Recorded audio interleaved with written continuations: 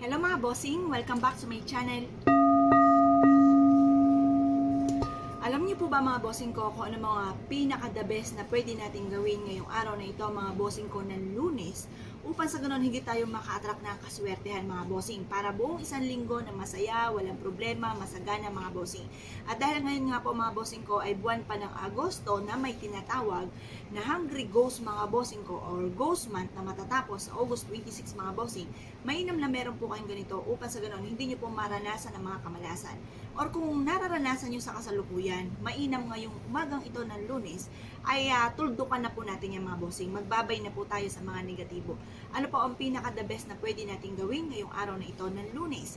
Kung kayo pinaniniwala sa magatong mga pamamaraan at nais nyo po itong gawin, ang video ito ay para po sa inyo.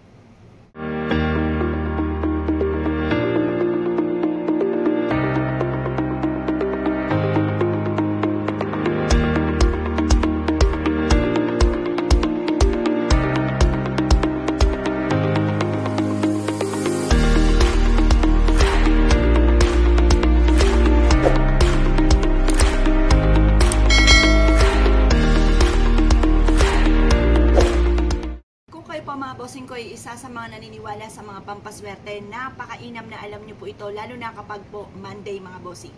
Pag Monday mga bossing ko, magsusot ka ng mga makukulay na damit, lalo na ang kulay pula. Ang orange naman po mga bossing ko, ang orange mabilis sa solusyon sa mga problema.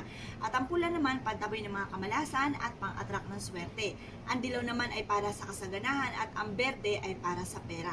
Ngayon pa mga bossing, mas mainam na wag po kayong magsusuot ng initiman or kulay puti na damit mga bossing. Dahil mga kulay na yan ay malulungkot, lalo na ngayong Ghost Month mga bossing. At syempre, every Monday mga bossing ko, kailangan maliwalas ang mga kulay na susutin po ninyo at wag po muna kayong magsusuot sa mga panahon ngayon, lalo na kapag Monday ng itim at saka ganun din po ang puti mga bossing.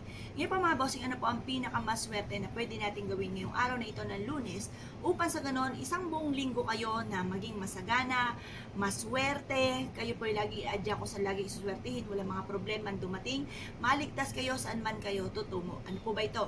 Ito pa mga bossing ko, ang isa sa mga paborito ko ay ang bawang. Ang bawang ay isa sa mga pinakamaganda na dapat ay meron po tayo. Proven po ito ng maswerte. Ang gagawin nyo lamang kahit isang butil na bawang, kayo po mga bossing ko ay humarap sa may silangan at manalangin ng time team. Ilagay niyo po ito sa gitna ng inyong pong palad at kayo po mga bossing ko ay pumikit. At pagkatapos sabihin niyo po lahat ang nais po ninyo. Mainam po mga bossing ko na kung kayo po ay gagawa ng ganitong mga pamamaraan, kayo po ay focus. Kailangan concentrate po kayo at naniniwala kayo na kayo po ay hindi mamalasin. Kasi pinaka-powerful din po ang ating isipan, ng ating pandama at ganoon din ang ating salitain. Kaya sasalitain po natin, aayudahan natin to ng mga salitain ng mga magaganda na magiging matagumpay po kayo sa buhay, lahat ng mga pangarap ay matutupad. At ima-mindset nyo po na lahat ng mga pangarap po ninyo ay matutupad at ngayong buong linggong ito ay walang problema darating, walang kamalasan na darating. Ganoon din po kung kayo may karamdaman, i-wish po dito na gagaling na po kayo sa inyong pong karamdaman at kayo kailanman ay hindi na magkakaroon ng karamdaman at magkakaroon kayo ng mahabang buhay. I-wish niyo po ng mula sa inyong pong puso ng taimtim mga bossing. At pagkatapos niyo pong mag-wish mga bossing, kung ano man po yung nais po ninyo na maganap, na manalo kayo ng limpak-limpak na salapi, i-adya kayo kung saan lagi kayo suswertihin, magkaroon kayo ng malaking benta, dyan na po kayo yumaman sa inyong negosyo, or kung ano man po yung mga nirarakit po ninyo mga bossing, kayo po dyan ay magtagumpay. Or kung meron kayong magulong pamilya, away-away mga bossing, na matigil ng pag-aaway at maging okay na po ang lahat. Pagtapos na po ninyo na gawin po ito mga bossing, mainam po mga bossing ko na ibilad nyo ito sa sinag ng araw. Pwedeng isang buong maliit, pwede rin naman po mga bossing ko ng isang butil ng bawang lamang. At bitbitin kahit saan kayo magtungo. At sa gabi, ilagay nyo po ito sa ilalim ng inyong pong unan.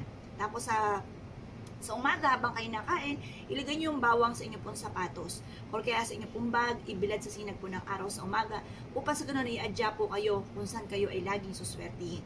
I-adya kayo ng inyong pong sapatos, kung saan kayo ay suswertihin. Ganun din po inyong pong bag, na hindi po lagi mauubusan ng pera mga bossing. Pagtapos pag-aalis na po kayo, alisin nyo yung bawang, ilagay sa bag. Pagtapos yun po, bitbitin kahit saan kayo magtungo. Tapos sa gabi po, ganun po muli mga bossing, ilagay nyo po ito ating bawang sa ilalim ng inyong pong una. kapanahunan. Obserbahan niyo po ito mga bossing ko ng buong isang linggo at mapapansin niyo po mga bossing ko na hindi kayo mamalasin, iadya kayo kung saan kayo lagi suswertihin, mawawala ko naman yung mga nakaka-pressure sa buhay po ninyo mga bossing. Proven po ito. At syempre, sasabayan po natin ito mga bossing ko ng sipag at tiyaga para tuloy-tuloy ang pasok ng swerte at ganoon din po huwag kang makakalimot magdasal mga bossing. Ipagdasal ko naman po yung mga pagsubok na pinagdadaanan, itapon sa may silangan ang lahat ng mga pagsubok at kayo po yung maging positibo sa buhay mga bossing. Lagi yung sasabihin, kaya ko to, malalampasan ko to, malalampasan po natin yan. Kaya kung kayo pinaniwala sa mga mga pamamaraan, huwag ka na magpatumpik-tumpik pa, subukan nyo po itong gawin. Kaya kung kayo po ay gagawa, good luck po sa inyo po lahat. Salamat po!